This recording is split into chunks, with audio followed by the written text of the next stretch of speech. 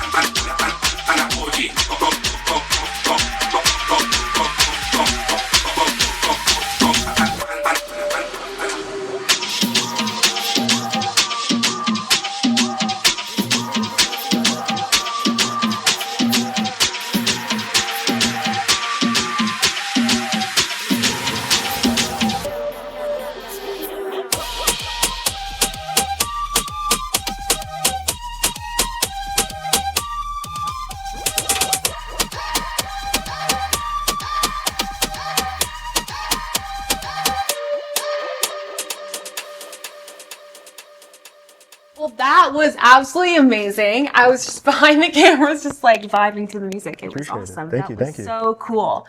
So I just have a few questions for you. Sure. Okay, so you've built a career that bridges, being a Berkeley professor and a DJ, blending Caribbean music with house, which is two very different genres. So very cool that you can kind of blend that together. But what drew you to fusing these two very different sounds together, and how do you think Boston sort of have influenced that style of music for you? Yeah, so I'm originally from New York, and my family's from Jamaica, so I've always had like a lot of reggae in my household, and all the kind of Caribbean flavors. And being in New York is a melting pot. It's just so many different cultures. And I moved to Boston in 2015, and I kind of still had that same feeling here with just the rich culture that's here. And going through college, I really got into house music, and in my mind, I always wanted to be able to kind of fuse the two in my sets. So right now, especially with the huge rise of house music worldwide and all the influences culturally from Latin house to Afro house and all these styles, it's the perfect time for me to be able to really showcase what has been inside me for a while. Yeah, absolutely. That's so cool. So it's like almost like a physical display of kind of your upbringing and your two cultures kind of coming together, which is awesome. Exactly, yeah. So you are strong, as a Berkeley professor, you're a strong advocate for youth music education. And I feel like people don't really know this about Boston, but it's a huge launching pad for musicians. Right? Absolutely, yeah. So why do you think it's so important to you? And what do you see as the biggest challenge and opportunity for the next generation of musicians in our city?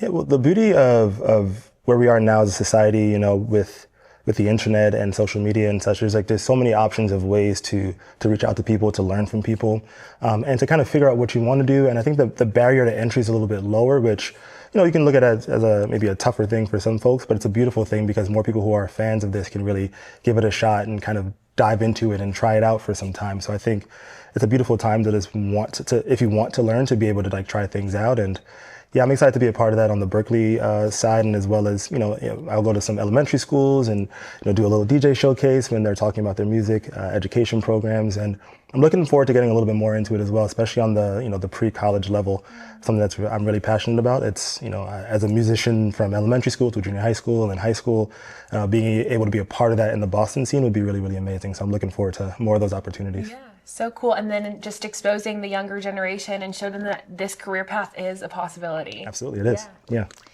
And so when you're preparing for a set, how do you decide which tracks to choose and what rhythms will go together, especially because you're working with two very different styles of music?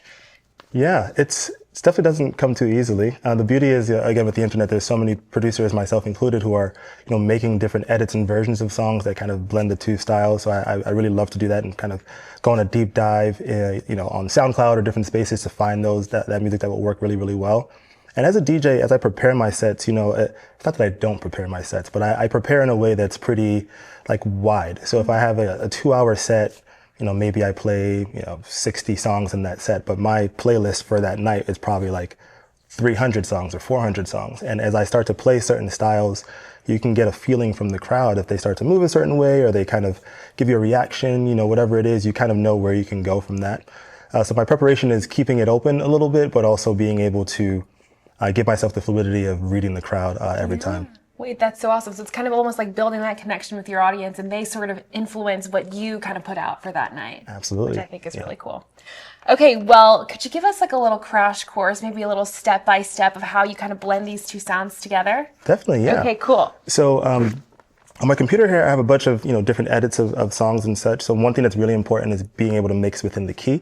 Okay. So having two songs that are, at least within the same key or within the circle of fifths, just like music terms. Yeah. And then from there, it's all about sequencing and finding those moments in the songs where you can transition them at the same time. It's like almost if there were two people talking to you right now, you couldn't really listen to both of them. Right. So making sure that you're mixing maybe the percussive elements of one song with the harmonic elements and the melodic elements of another, so that way they're not clashing too much. So cool. So really making sure that in the moments that, I have prepared with these, red and yellow points here, these are mix points where I know, hey, if I play it here, I'm going to get mostly percussive elements, and that way I can mix them pretty smoothly. So assuming that all the keys are intact, which they tend to be for me, then I just have to play it at the right time, mix it slowly with my volume faders, transition out, and it's almost as if the song never changed. And that's the beauty of a good DJ. Seamless, yeah. Awesome. Very cool. Well, thank you so much for coming to the studio and giving us a little crash course on DJing and just letting us know where your inspiration comes from. But yeah, it's been an absolute privilege and honor to have you here, and this was so much fun. So thank you. Thanks for having me. Yes, of course.